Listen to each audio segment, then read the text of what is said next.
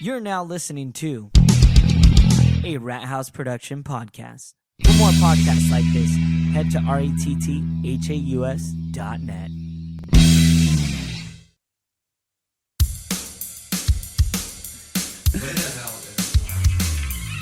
Hey, you guys, and what? That's better. Yeah, Comics After Dark with the Real Comic Book Fan. I'm going to Is Aaron speaking? Small Tim. Tiffany. Aaron. So Matt is Matt has turned into like the king post like heart attack. You know, He was eating the mystery. He's having a stroke. He's having a stroke. Matt's having a He was stroke eating the today. mystery jelly beans from Harry Potter earlier in the other podcast, and they got the most. I don't know, but my left arm really hurts and it tastes like copper in my mouth right now. Yeah, do they make heart attack flavored jelly beans? Is that They make dirt flavored, I'll tell you that much. So you guys make sure to go to Audible, try out Audible. You know, it's amazing. It's wonderful. I'm listening to Carlos Santana once again, and really glad I'm not reading it. Tiffany, are you checking out anything on Audible? Harry Potter. So there you go, you guys. So what do you think of Harry? Which one are you listening to? I'm rereading them all. Well, re-listening to them. Oh, awesome. So you're starting off with the Sorcerer's first one, Stone, yes, or I am. Philosopher's Stone, Philosopher. if you will, which is also now in Flash. So go ahead and go to audibletrial.com/rathouse, RATTHAUS, and you'll be able to get a full month free 30-day trial. And that gives us a huge kickback. Hey, man, if you're a huge geek, we're going to be getting our Geek Fuel box soon, so we'll show you exactly what we're getting. Has that came in yet? Not yet. Okay, well, once we get it, we're going to do a nice little video for that.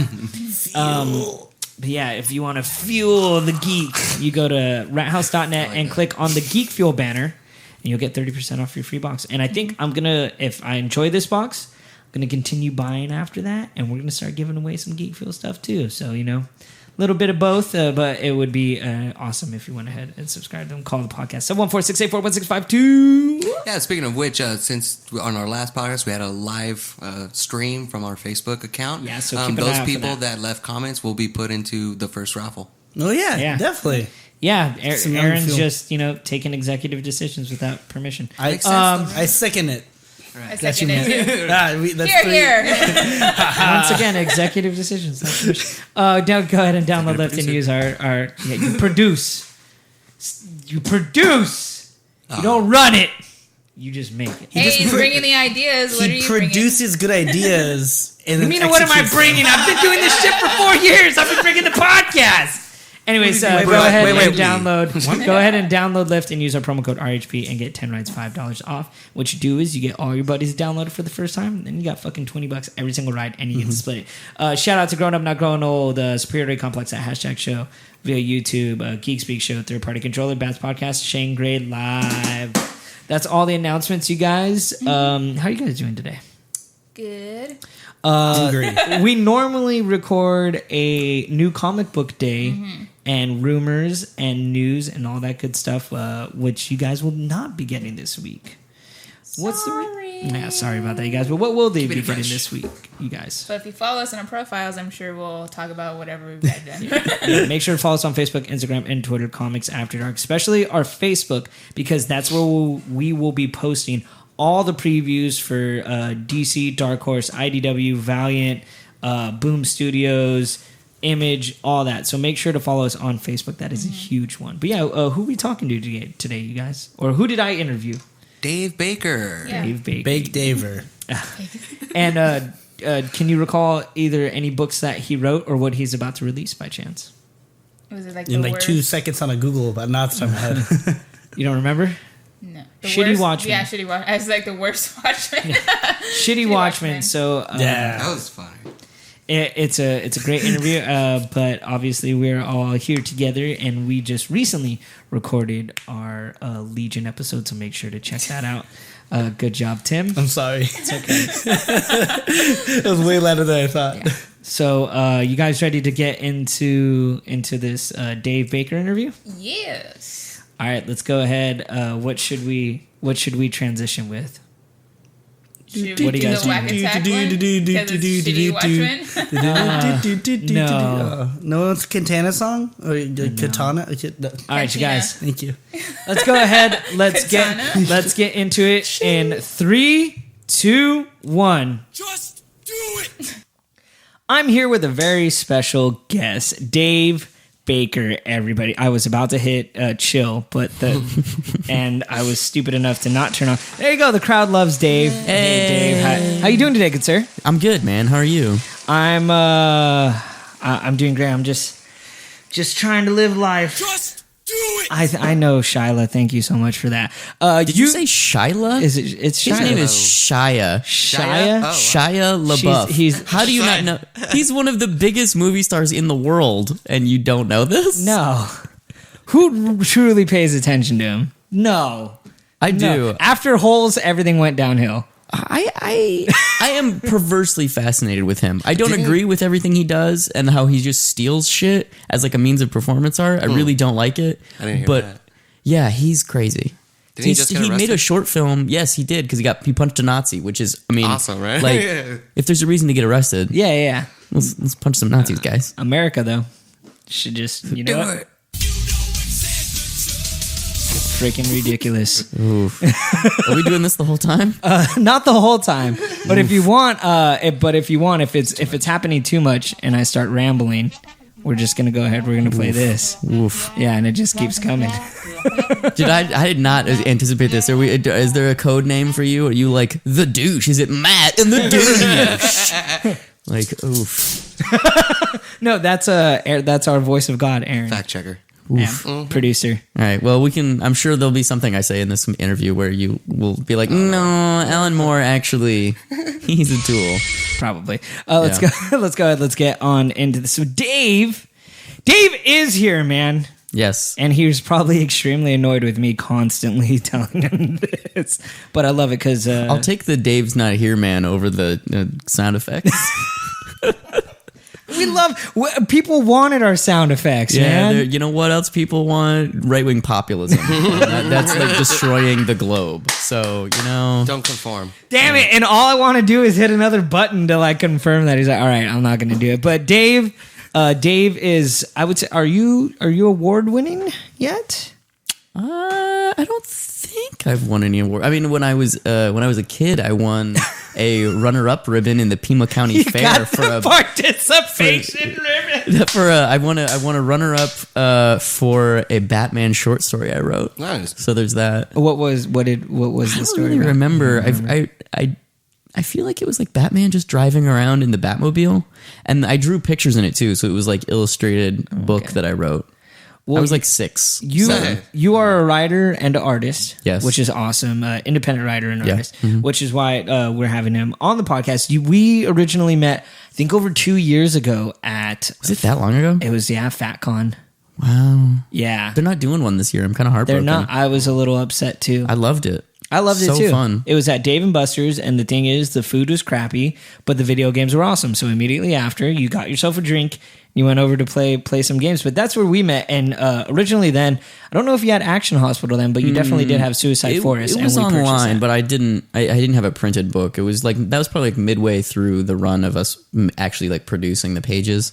But yeah, when we met, I just had, I think, Fuck Off Squad and Suicide Forest, and then some mini comics. And when I was extremely drunk, I told everybody that Dave and I were going to be in a band, and that never happened. It's true. You were very drunk. You were very drunk. And I don't drink anymore, everyone. So, that wasn't supposed to be a chill. That was supposed to be a crowd applause. Yay. It's been over a year.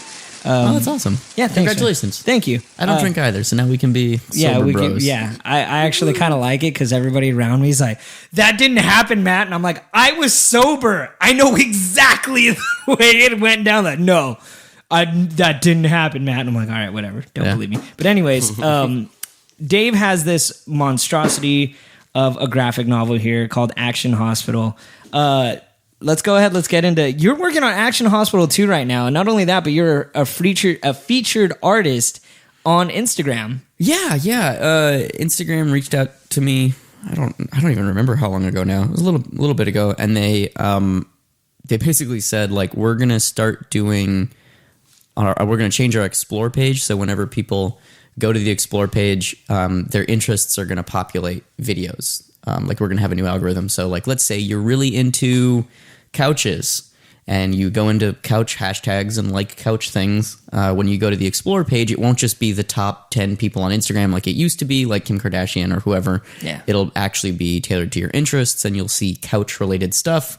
And they featured me as one of the comic book people. So, yeah, it worked out really well. It was really fun. Yeah, and Dave has been working on the same panel for over 3 months now, drawing a head and the shark guy and someone else fighting on top of the head. And I'm like, oh, poor Dave. It's not necessarily the same panel, but it is a lot of images of those two characters. Action Hospital issue 19, or the second volume. The first volume is kind of like Eternal Sunshine of the Spotless Mind meets Men in Black set in a hospital, with the added twist that all of the characters are paired with specific artists. So whenever they show up, they're always drawn by the same person. So it's a big collaborative exercise. I write everything and I draw one of the characters. Nice. So it's 18 comics ranging in length from like 8 pages to 40 something pages. Just kind of depends on where the story goes for the first volume. And the second volume, I was like, it'd be really funny if I drew everything and it was one issue and it was the entire length as the first volume. So the first volume is 250 pages. Second volume is also 250 pages, but it's all me. So how hard did you kick yourself in the ass when you were like, I want to draw this panel? Fuck. And it's just, I'm not over exaggerating. You should definitely follow Dave on Instagram, Twitter, Facebook, anywhere where he's at, because you'll see these like godforsaken panels and he's like, well, I got to do backgrounds, and it's like a full month of background. It's like, now I have to add all the characters, and they're detailed backgrounds of like walls and pipes, and I'm like, oh, dude, that looks like Suicide Forest right there, dude. Thanks, man. But you're putting a lot of hard work out. How is it stepping into it, and when you get such a genius idea, but you're like, now I have to draw it? It's I don't know. I think it kind of varies from book to book, because some books I definitely feel that way why did I do this to myself? Even books that I'm not drawing, where I just wrote something that's really hard to do, and then I give it to an artist and it takes them 10 times longer than it needs to. And it's like, why did I do it this way? I should have done it, whatever. But you kind of don't know that until you're halfway on the bridge. And then you're like, well, I can either go all the way over the bridge or I can walk back and start again. Dave writes, draw army of 1,000 soldiers. Right, yeah. And he's like, easiest sentence of my life. And then he reads it. Crap. Yeah. I have heard that is an issue within comics, comic book writers and comic book artists in general, is like, a writer will say something so simple as that, like Aquaman, like, shoots out of the water, and you think, oh, okay, well, Aquaman shoots out of water, and the artist is like, fuck, this is a whole splash page of that, so you have to add all the details and stuff. Yeah, it's kind of nice though for me, because I know my strengths and weaknesses. Okay. So I can there are things like I would never in a million years write a double page splash of 300 people for somebody else. Yeah. Because that's murder. Like, that's how you get a mutiny.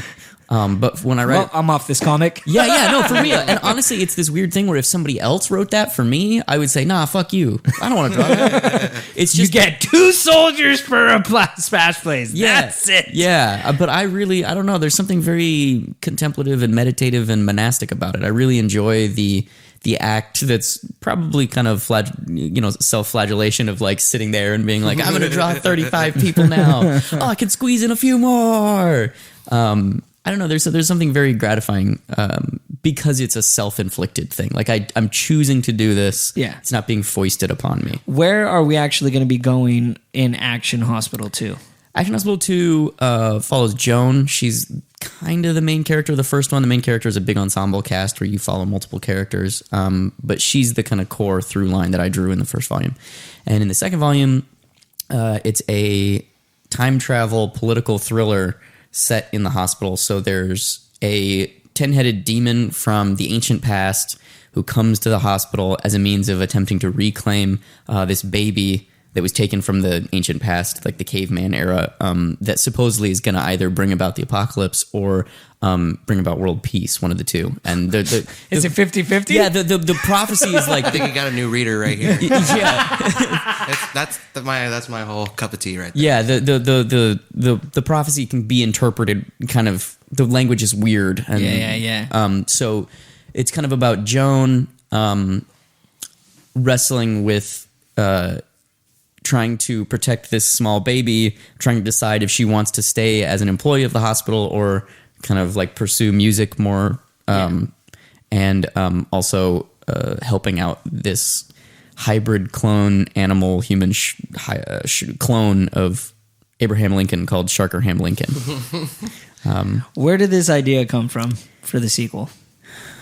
I don't know. A couple of the characters have been floating around for a while. Like the main villain is a pun, basically. There's like a 70s TV show called Kamen Rider Amazon, where the main villain is, his name translates basically to 10-headed demon, and the character design is like a full-on ripoff of him, but his name is 9 3/4 headed demon.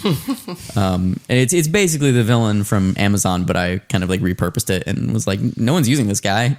Like, I'm just gonna use him over here. So how is it actually creating these huge universes? Because you have Fuck Off Squad, which I always I mess it up sometimes. I say Fuck Up Squad. You do sometimes, but it's okay. I still love you.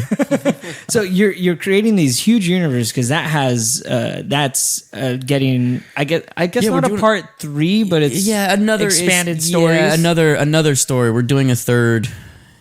I guess you could say third story. They're standalone stories that revolve around 3 friends in LA. They're kind of romance comics about teenagers trying to sort out relationships and figure out what they're doing with their lives. So the complete opposite end of the spectrum is, Action Hospital. The third one, there's 3 friends, 2 girls and a dude, and this third issue is going to focus on the dude. And Nicole's drawing it currently. We just finished our next book. With my next book with her is called Murders, and it's kind of like if the Columbine kids had access to black magic as opposed to guns. So it's about a school shooting where these teenage girls kind of go to this school and fuck stuff up with black magic. Love it. Yeah. That came out of nowhere. Yeah. So we're printing it right now. We're having it done through risograph printing, which is basically like an extremely laborious screen printing process. So every issue is going to be digitally like screen printed layer by layer. So it's not just going to be a normal offset printing. Oh, nice. I'm really excited about it. I just came from the printer right now where we did a proof copy of. It looks great. I'm super, super amped. And that should be coming out at WonderCon. Nice. So make sure to look out for that. WonderCon, that's mid-March. Yeah. Which we will be at WonderCon as well, doing our interviews and stuff. So, of course, we're probably going to grab Dave or at least say hi for that. Yeah.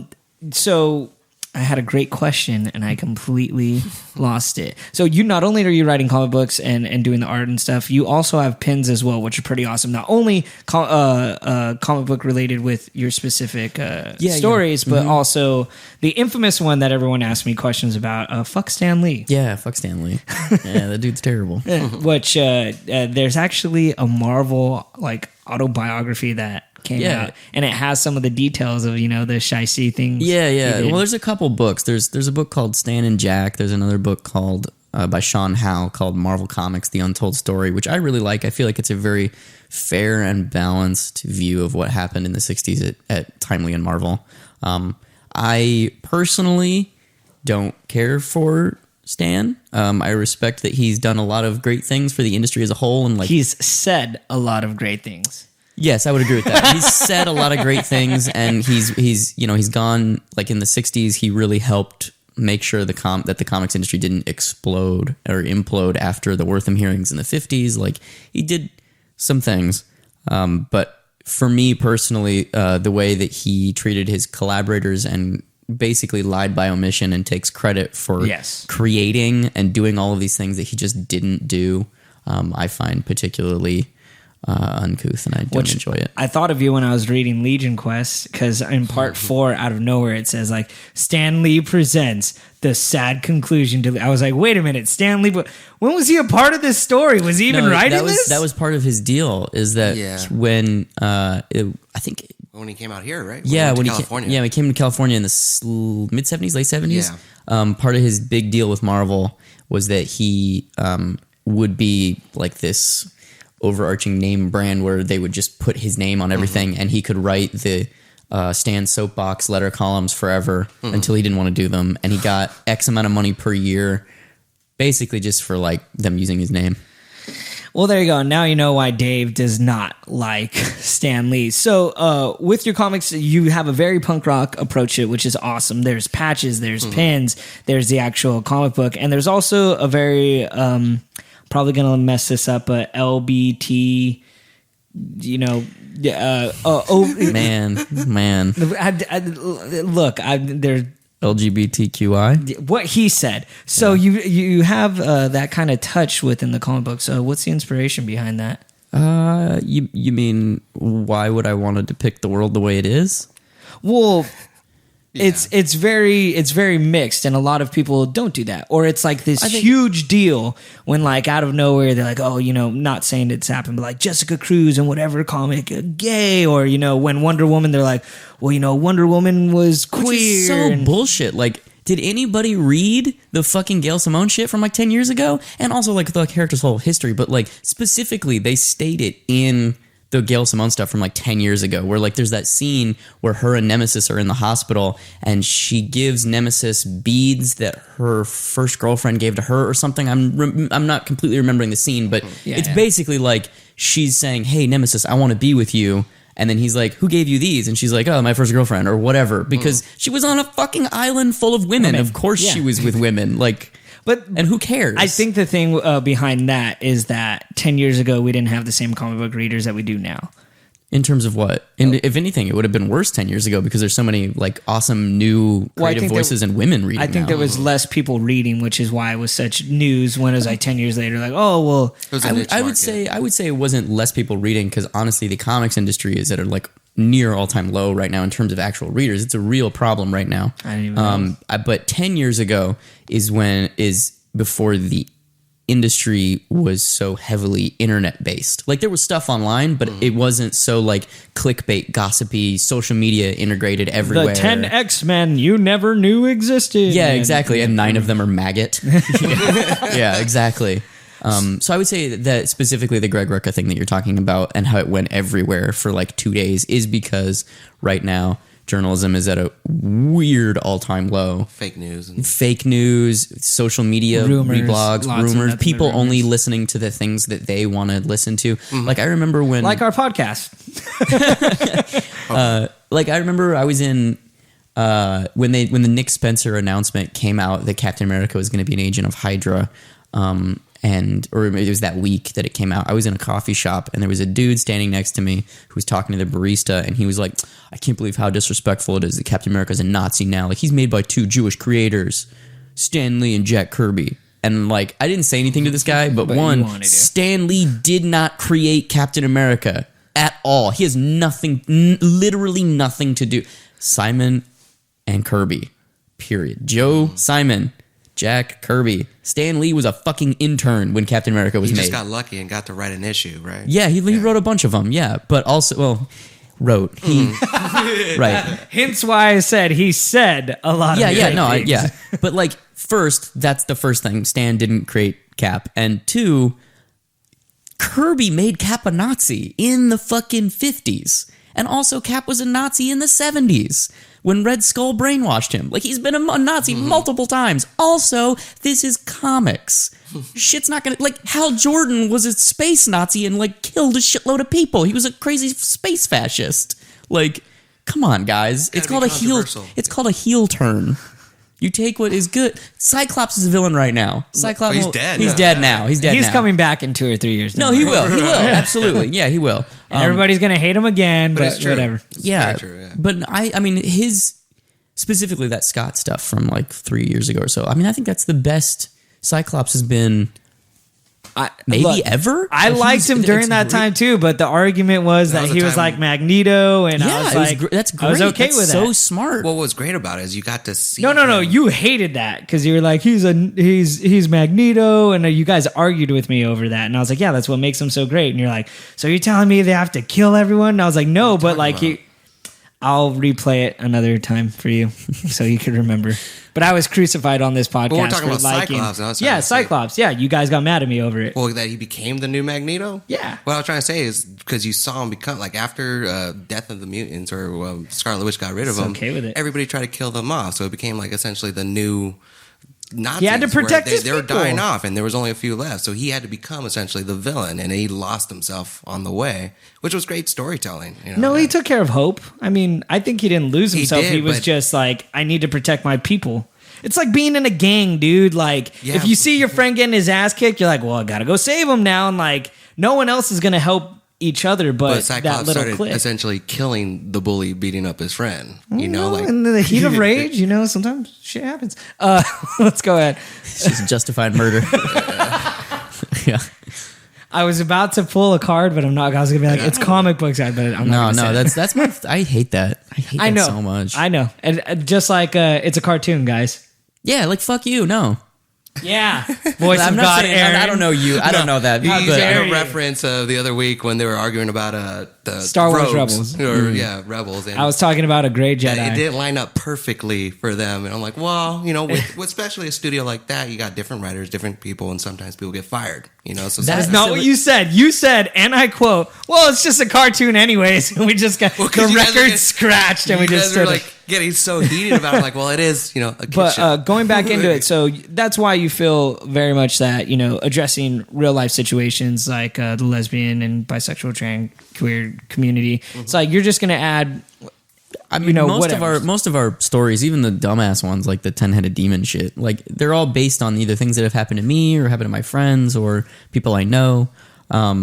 So yeah, I mean, I just want to tell stories that I think are honest and that depict the world that I see around me, which isn't always nice. Like, Yeah. it's not always cool. Like the next Fuck Off Squad book is about somebody dating somebody who's underage, and like it's not necessarily like we're not making child porn or Well, anything actually, crazy, yeah. but that happens. It's weird that you say that because I just yesterday woke up and my friend tagged me in a post on Facebook. Turns out this guy I hung out with like literally 5 to 10 years ago. And we were friends after high school, right?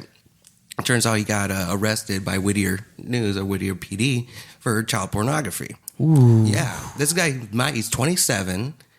Josh Magana, and they're actually looking for more people. So if anybody knows or was a victim, call in. But he was a friend of mine. He never seemed like this. Actually hung out with my little sister. Yeah. And this is like never saw the warning, but Yeah. I haven't seen the guy in 7 to 10 years.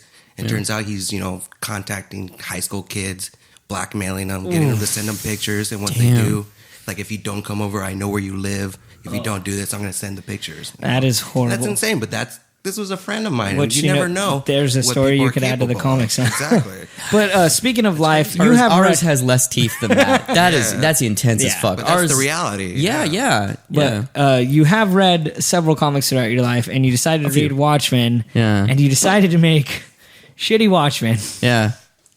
which I'm not gonna lie. First off, I love, I love how you gave it quotes on the back. Dude. Yeah. The Awesome. yeah. And oh god, the movie was better. Zack Snyder is a genius. Your Trump loving uncle. It's so shittily awesome. What was the inspiration behind this? Well, there's a couple things. One, it kind of started as like a running joke where I was at a party and we were all talking about how great Watchmen is, and like legitimately, like a work of. I love comics. Yeah. I love comics of all kinds. Yes, you do. I love like weirdo bullshit art comics where there's no narrative. Like I love weirdo fucking slice of life comics. I love crime comics. I love superhero comics. I like just the medium itself. I think is unparalleled, and you can do anything with it. And I think it's a shame how in North America, comics to a wide audience just means superheroes, which is fucking lame. Yeah. For me, it's like poetry. Yeah, sure. Yeah, you could literally do anything with it. It's words and pictures. Like you can do anything with words and pictures. That's a Harvey Pekar quote. I love that dude too. So I was at a party with a bunch of cartoonists, and my creative partner, who I make Fuck Off Squad and a bunch of other things with, Nicole Gu, was talking about how she read it for the first time, and the compositions specifically. Like, yes, the writing is amazing, which everyone talks about, and the ideas and the symmetry and Possibly the greatest graphic novel or greatest comic book story of all time. specifically because it's how it's executed. Yeah, and it completely transcends an outsider's preconceptions of what a comic is.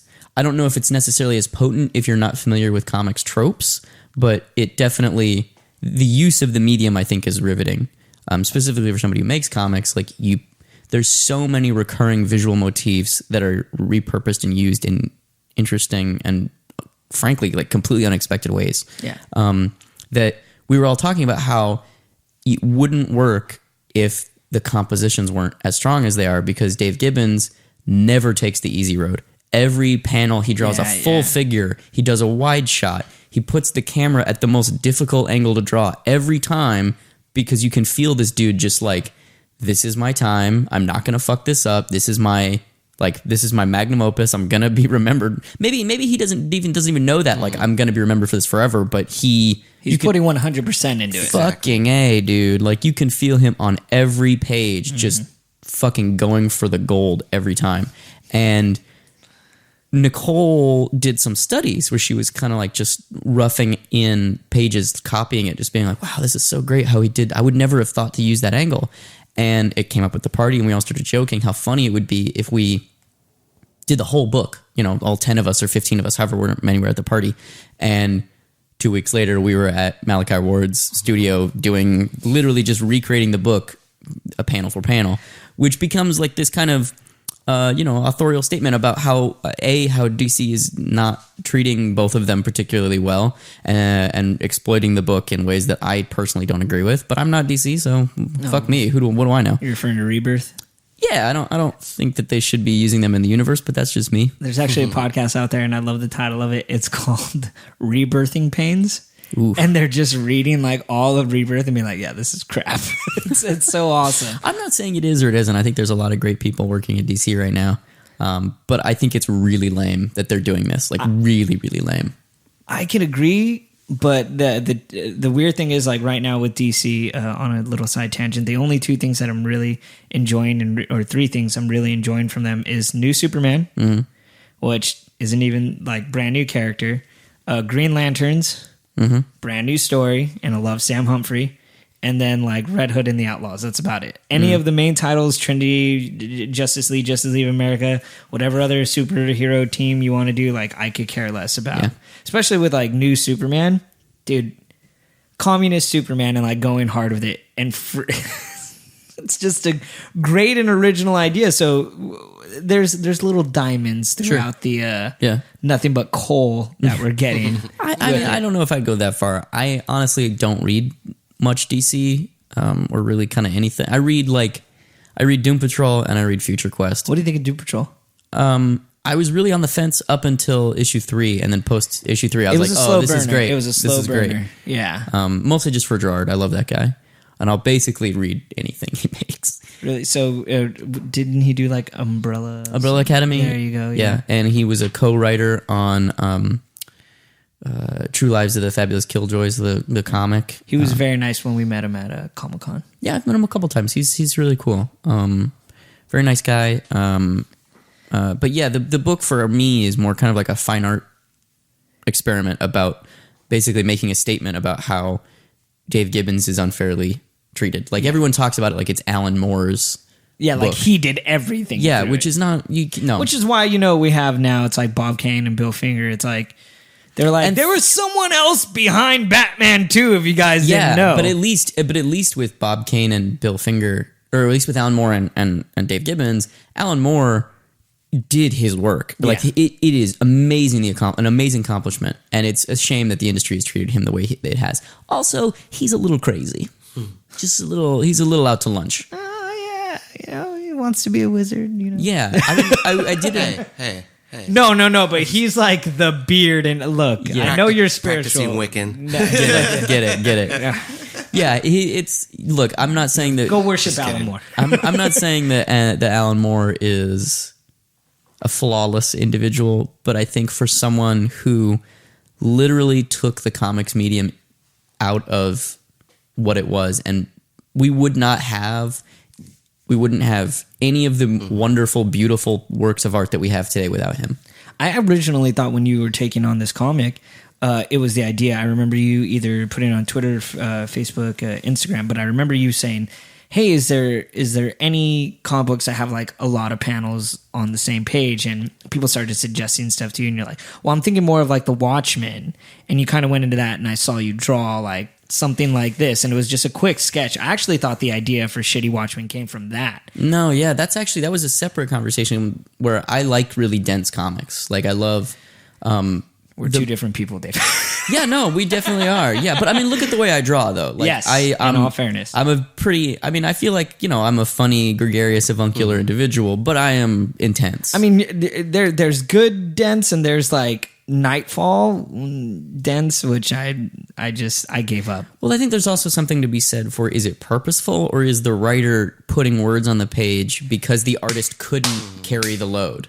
Or like Marv Wolfmoon is like, and they pulled out the gun and it shot in Teen Titans, and you're like, no, I see the onomatopoeia right here. It says bang. But that being said, though, that's also the style of that time. Like 80s, that's like that's the silent era. Yeah, that's the direct comics language ancestor to the like Mort Weisinger Superman comics of the fucking 50s, where everything was super compressed, where it would basically be like Superman took a nap, and then Superman punched a comet, and then Superman saved the day in one page, where you're like, oh, I feel like I read a whole fucking Jesus. There's so much story because none of it actually happens. You're just kind of like, if you read the original Steve Ditko Amazing Fantasy 15 short, that 8-page short that Spider-Man came from, if you don't take into account that Spider-Man became a continuing character, it's the most depressing, super dark. Like at the end of the thing, he stops being Spider-Man. Like his uncle dies, and he's like, "Nah, I'm sad," and walks off. He's like, I let down everyone.